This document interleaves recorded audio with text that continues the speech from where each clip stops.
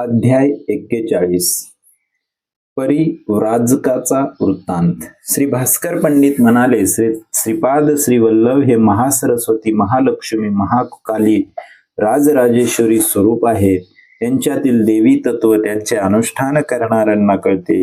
मी भास्कर पंडितांना प्रश्न केला, हे आर्य, परा, पश्यंती, मध्यमा आणि वैखरी अशा 4 वाणी असतात असे मी ऐकले आहे. त्याबद्दल कृपा करून विस्ताराने सांगा.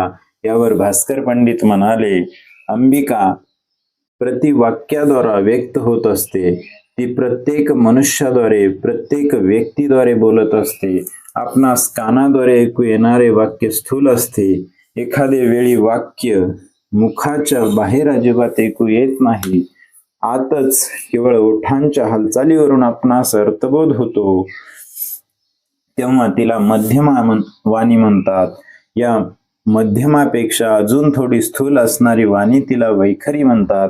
कंठाच्या आतील वाणी गळ्यापर्यंत येते, तिथून बाहेर येऊ शकत नाही. अशी वाणी जी आतच म्हणजे मनातच घोळते तिला पश्यंती वाणी असे म्हणतात.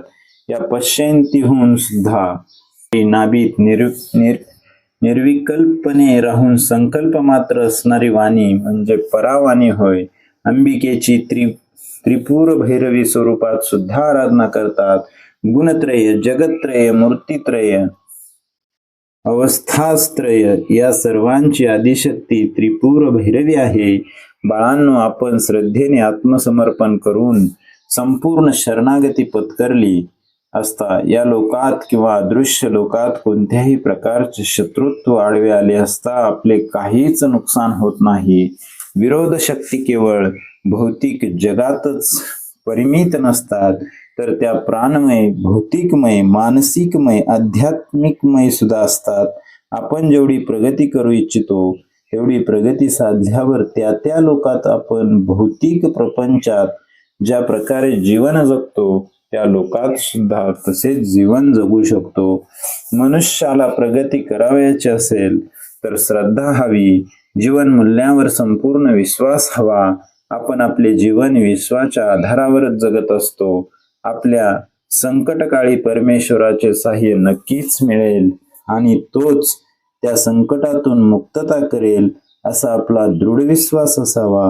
हा विश्वासच आपण एक प्रकारच्या सुरक्षिततेची जाणीव उत्पन्न करून आपला आत्मविश्वास वृद्धिंगत करतो. शक्तिहीन ज्ञान निर्लभतेकडे वाहत जाते. ज्ञानहीन शक्ती आंधळी असून ती विनाशाला कारणीभूत होते. यासाठी आपण ज्ञान संपादन करून प्रकृतीच्या बंधनातून मुक्त झाले पाहिजे. शक्ती अनुग्रहानंतर परिपूर्णता साधली पाहिजे. सांख्य मार्गात चैतन्याला पुरुष म्हटले आहे, कर्म करणाऱ्याला प्रकृती म्हटले आहे. खालच्या अवस्थेत या दोघात विरोध असतो. चैतन्य असते ते कर्म करीत नाही आणि प्रकृतीला ज्ञान नसते. प्रकृती आणि पुरुष हे दोघे मिळूनच सृष्टीचे कार्य चालवतात. या दोघांनाही अपंगत्व आहे. चैतन्य पाहिले तर ते लंगडे आहे आणि प्रकृती आंधळी आहे. सर्व लोकात आंधळेपणा आणि लंगडेपणा कसे व्यापून आहे हे समजावून सांगण्यासाठी श्रीपाद प्रभूंच्या कुटुंबात एक भाऊ आंधळा आणि एक भाऊ लंगडा जन्माला आले होते. हे दोघे आंधळे आणि लंगडेपणाचे प्रतीकच होते. उन्नत स्थितीत पोहोचल्यावर पुरुष व प्रकृती हे दोन्ही ईश्वर, ईश्वरी या नावाने ओळखले जातात.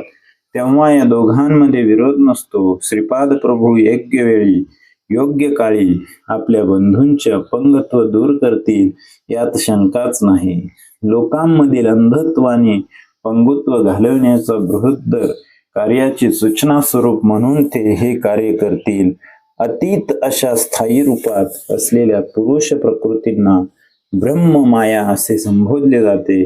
श्रीपाद प्रभूंनी वयाच्या 16व्या वर्षी वैराग्य धारण करून घराचा त्याग केला आणि धर्म प्रचारासाठी घराबाहेर पडले. ते स्वतः ब्रह्म आणि तेच माया असल्याचे सामान्य जनास समजावून सांगण्याचा उद्देश त्यांच्या गृहत्यागामागे होता.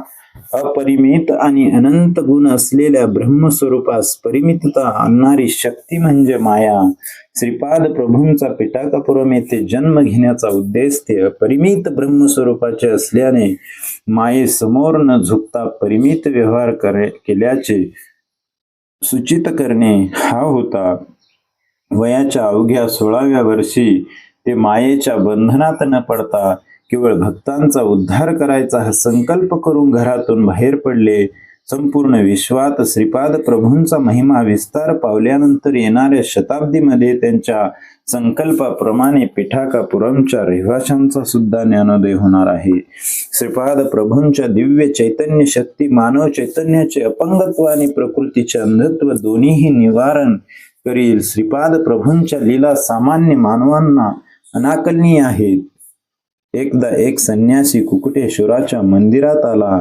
तो दत्तात्रेयांचा भक्त होता. तो दत्त दीक्षा सुद्धा देत असे. दत्त दीक्षा घेतल्याने आपले नियोजित कार्य अडचणी न येता सिद्धीस जाते असे त्याने आपल्या वक्तव्यात सांगितले होते. पिटाकापुरमच्या अनेक ब्राह्मणांनी दत्त दीक्षेचा स्वीकार केला. तो संन्यासी दीक्षा देऊन साधकाकडून दक्षिणा स्वीकारत असे. त्या दक्षिणेतील काही भाग तो त्याच्याकडून दीक्षित झालेल्या ब्राह्मणांना देत असे. अनेक ब्राह्मण आणि इतर कुलस्थानी विचार विनिमय करून दत्त दीक्षा घेतली आणि गुरुदक्षिणा दिली. परंतु मंदिरात आलेल्या काही लोकात दत्त दीक्षा घ्यावी का नाही यावर वाद सुरू झाला. ब्राह्मण परिषद, क्षत्रिय परिषद, वैश्य परिषद यांचे एक संयुक्त संमेलन झाले. त्या संमेलनाचे अध्यक्ष श्री बापन्नाचार्युल होते. ते म्हणाले, श्री दत्तात्रेय प्रभू सर्वांचे आहेत, त्यामुळे सर्वजण दत्त दीक्षा घेऊ शकतात. अष्टादश वर्णाच्या सर्व लोकांना संन्यासी महाराजांकडून दीक्षा घेता येते. दीक्षा घेण्याची ही सुवर्ण संधी सगळ्यांना उपलब्ध आहे.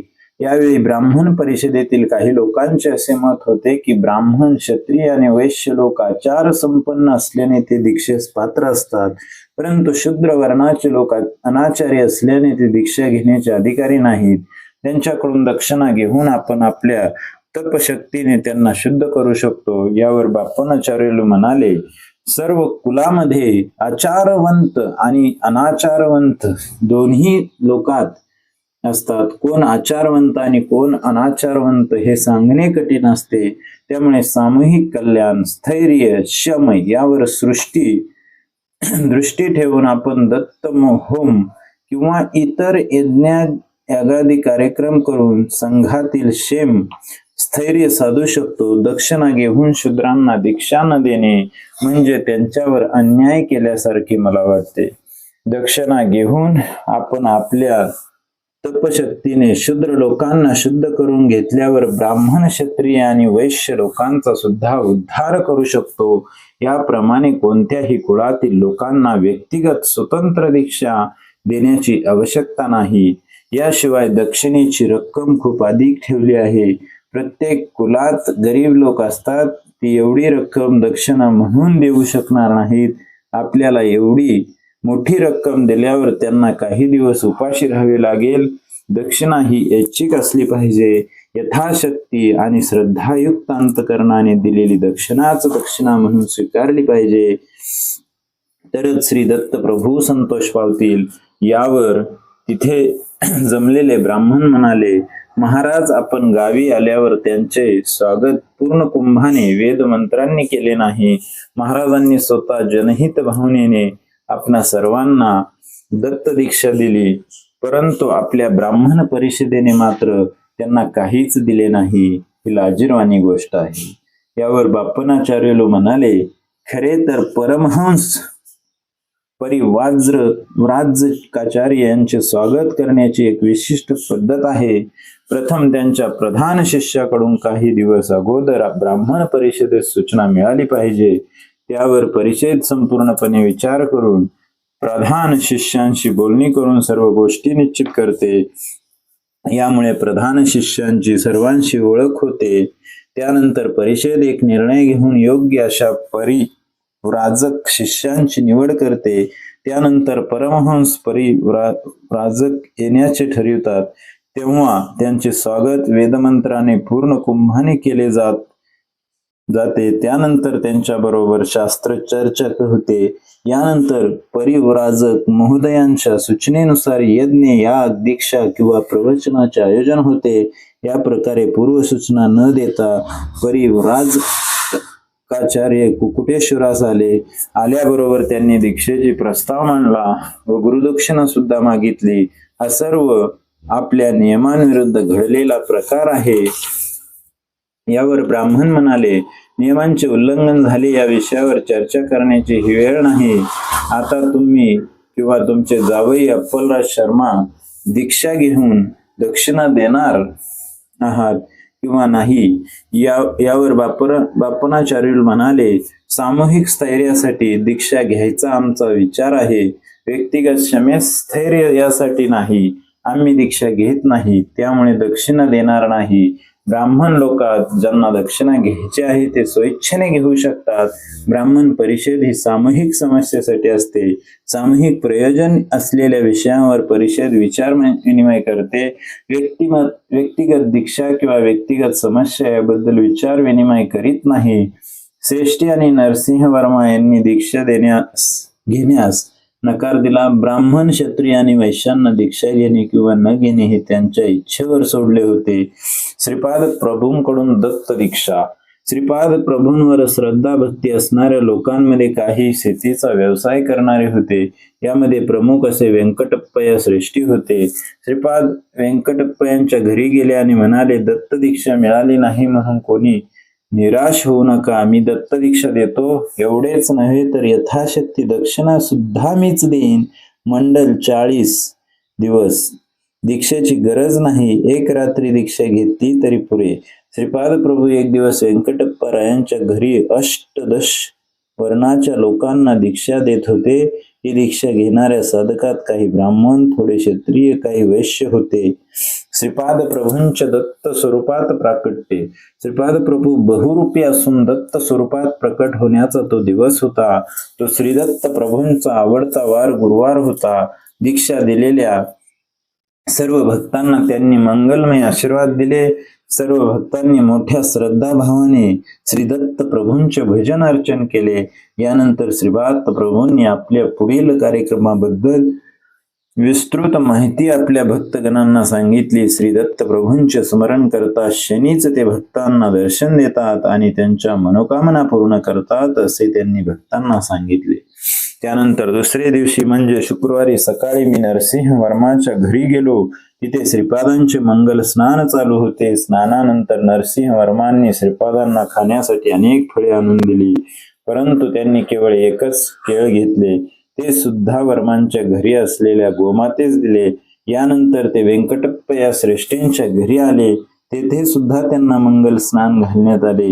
येथे श्रीपाद लोणी, दूध, ताक आणि साईचा स्वीकार केला. तेथे ते म्हणाले, माझे भक्त मला बोलावित आहेत. पिटाकापुरम सोडून जाण्याची वेळ आता आली आहे. व्यंकटप्पा यांच्या घरून निघून ते आपले आजोबा बापूनाचार्युलांच्या घरी आले. तेथे सुद्धा त्यांना मंगल स्नान केले.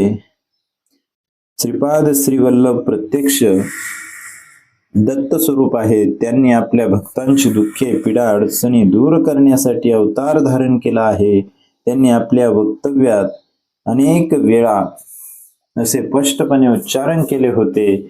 आपल्या दिव्य लीलांवर जनता जनार्दनाच्या उद्धारासाठी निश्चित केलेल्या कार्यक्रमाची माहिती श्रीपाद प्रभूंनी आपल्या भक्तांना सांगितली. यानंतर ते स्वगृही आले.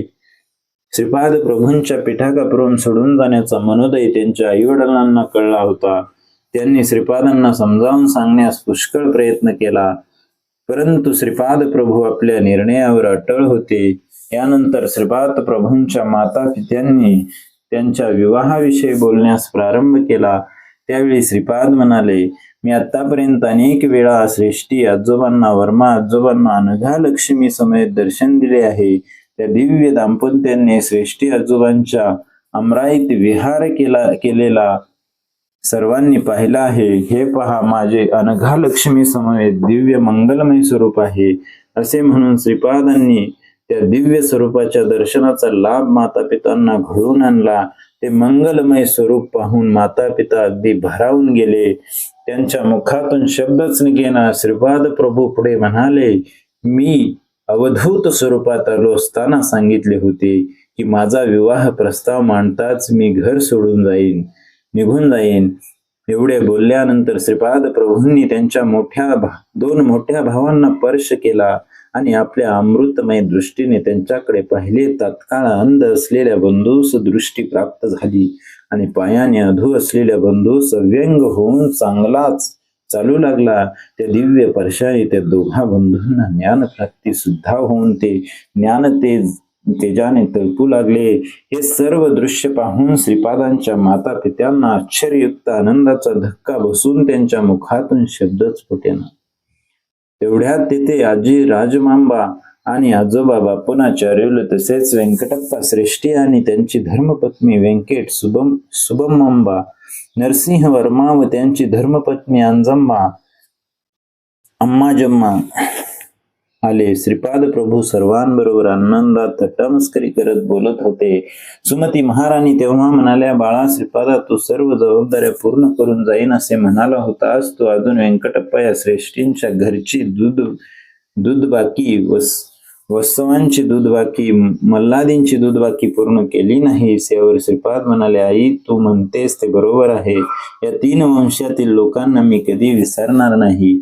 मी जरी विसरलो तरी तू आठवण करून दे. त्यांच्याकडून योग्य ती सेवा करून घेऊन मी त्यांना वर प्रदान करेन. तुझ्या माहेरच्या कोणत्याही एका घरी मी जेवणासाठी येत जाईन, परंतु दक्षिणा मात्र स्वीकारणार नाही.